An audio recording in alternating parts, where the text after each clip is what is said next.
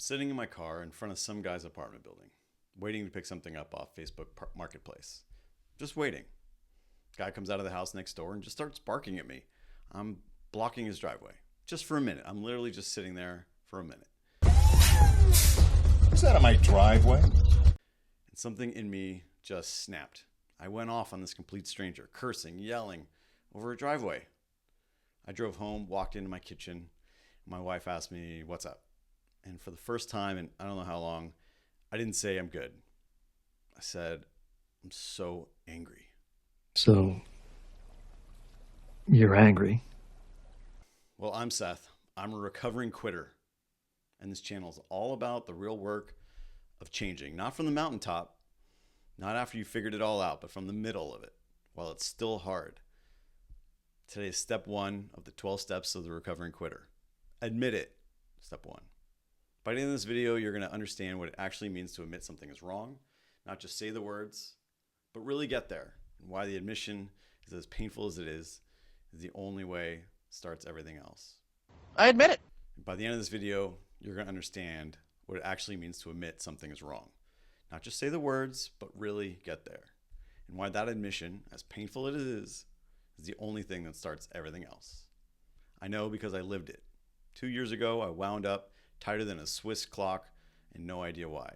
I mean, she seems wound kind of tight.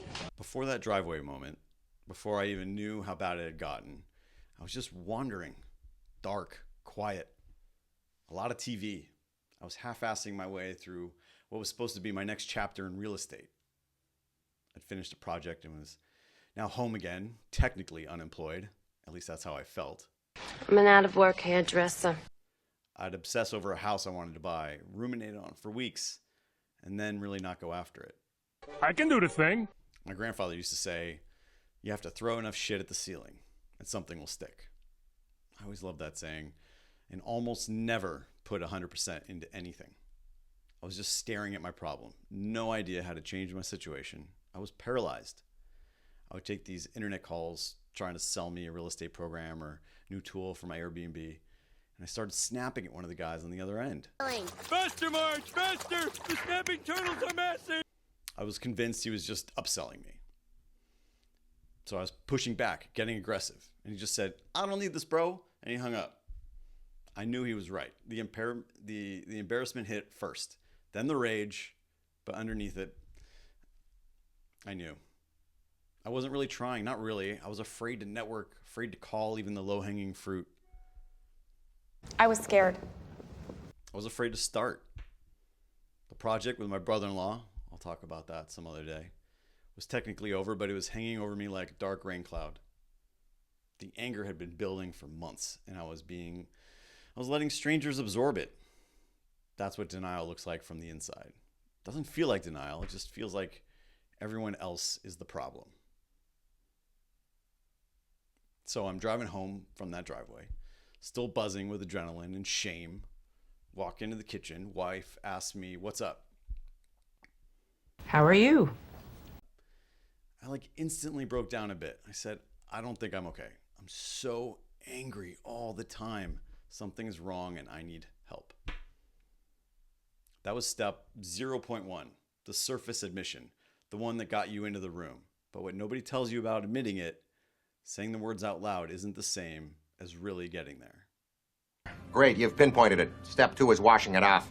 I found that 30 seconds of courage to go into therapy. I started the work.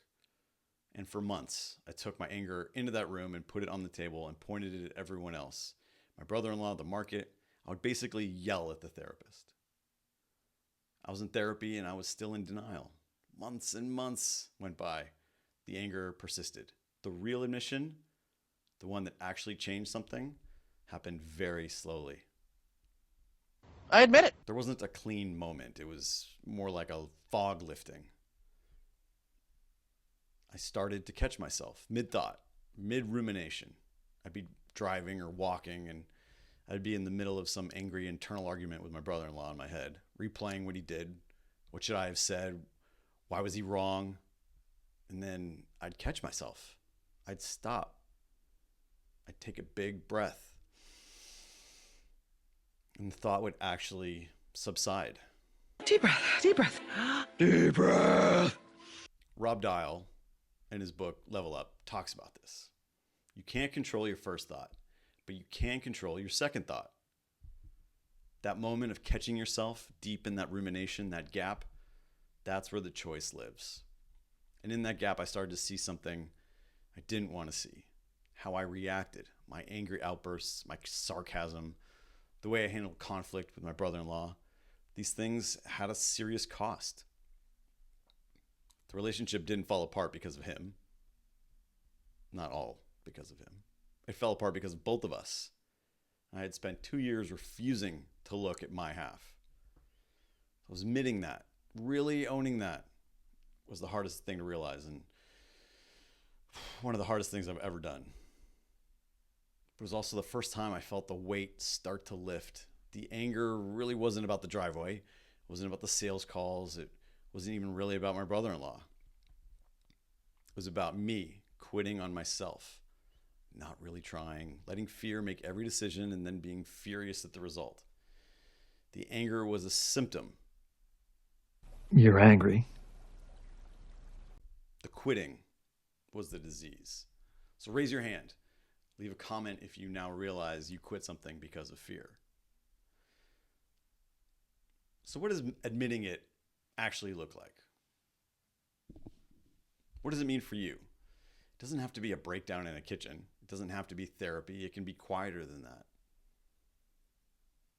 It's the moment you stop explaining away the pattern. Stop blaming the circumstances. Stop saying, I'm fine, when you're not. It's asking yourself the question you've been avoiding. What am I actually afraid of? And what have I been quitting because of it? What am I so afraid of? For me, it was networking, calling people, putting myself out there for rejection. I had all this knowledge and no action. And I had been furious at the world for not rewarding inaction. Once I admitted it out loud to myself, and eventually to someone else, I couldn't unsee it. And that's the whole point. You can't fix what you won't face. You can't face what you won't say out loud. Mel Robbins talks about this. You have to take radical responsibility for your life. Not because everything is your fault, but because everything is your responsibility. The moment you own it, it becomes something you can actually change. That's the power hidden inside the hardest admission you'll ever make. So I want you to do something after this video. Not a big thing, just one thing. Find a quiet moment today, in the car, on a walk, whatever, and ask yourself honestly, what am I not admitting right now? What's the thing I keep explaining away that I know somewhere underneath it all is actually on me? It's not about fault, but you aren't owning it. I own it. You don't have to say it to anyone else. Say it to me. That's step one. That's where this starts. So tell me in the comments if you're brave enough. I'll read every one. I am brave. Next week, step two, get your head right, get your body right. We're going to talk about Scooter, the voice in your head that's been running the show, the little guy on your shoulder, and what I actually did to start taking the wheel back. I'm Seth. I'm a recovering quitter. Thank you for watching. Now it's your turn.